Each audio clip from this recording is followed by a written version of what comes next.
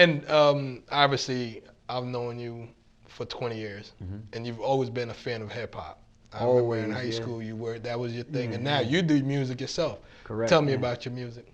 Well, I got to this country again at 13, and I fell in love with hip hop right away since I got here. In DR, there wasn't a lot of hip hop going around. There was, but that's when it was starting really to come out, blow up, because of MTV. And not everybody gets those channels. Yeah. So when I got here, my cousin told me, "Listen to this," and it hits me with Biggie, the Ready to Die album. I was like, what is this? Like his voice, his cadence, the beats, and everything. I was like, whoa, like literally like one of his songs, Hypnotized. I was hypnotized by his music and his delivery. I didn't know much about what he was saying because I didn't know the language yet that well. But then I learned the first song that I learned from beginning to end, even not knowing everything, was Juicy? No. It was about he's robbing people. Yeah.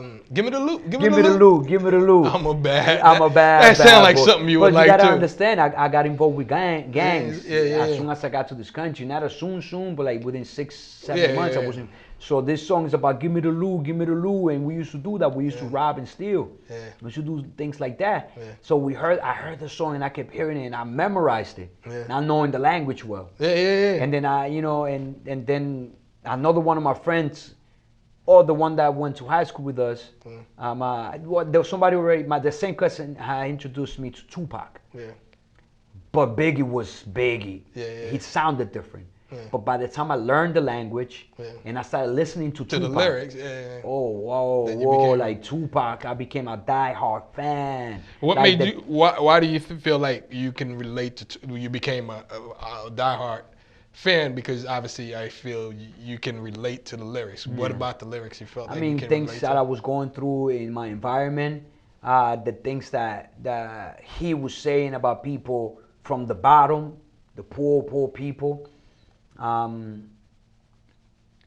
don't know, the things that he was saying, like he was such a revolutionary, but at the same time he had like this ability to make you feel at a deeper level. Like he knew how to orchestrate a song the way no one else, I believe, to this day can. Like I believe he's the greatest rapper of all time.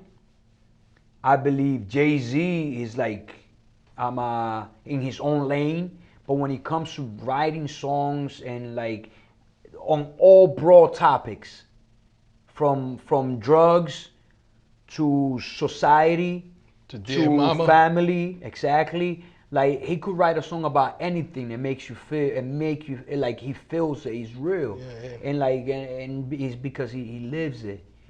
And obviously, you rap in Spanish. Tell me about the Spanish scene. Like, is there anybody who you feel is kind of like sending that same message?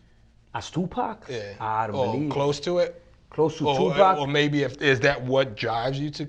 Is that the kind of rap you do in Spanish? Well, I started rapping because hip hop was very popular around that time, and it's still popular. Like I think it's what drives the world right now.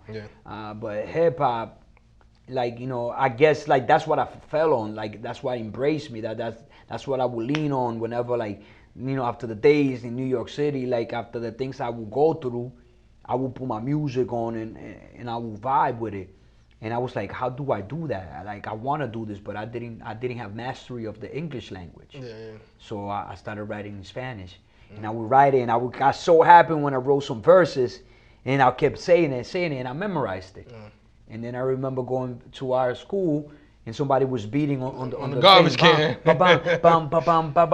And I started rapping in Spanish. La, la, la, la, and some people didn't know what I was saying, but there was a lot of Latinos in that school. A lot of them knew what I was saying. And they really enjoyed what I was doing, to the point where people started bugging me to join the talent shows and all these things. And I'm like, and then I ended up doing it. And then I started hearing that there is a Spanish movement called Playero at the time, which was like a reggaeton. It wasn't what reggaeton is right now. it was something else. It was more like reggae, like it was different. Yeah, it was But that more was, like '90s reggae with like. yeah, but that sort of wasn't thing. for me. Yeah. That wasn't for me. Hip hop, New Like you York. were- That's that what boom embraced bap, me. yeah, Yeah, that- exactly, that's what you exactly. were into, that So boom and that's bap. what I rap. That's what I Yeah. did. And you know, I did good in talent shows and everything. You know. I mean, obviously, you know what I'm saying, you created dozens, if not, hundreds of songs and made videos and so on. And and I'm happy to see that. And I see the. Which you shot a lot of the videos for. Yeah, well, you kidnapped me to do it. You're like, you want to do it? Yeah, all right, cool.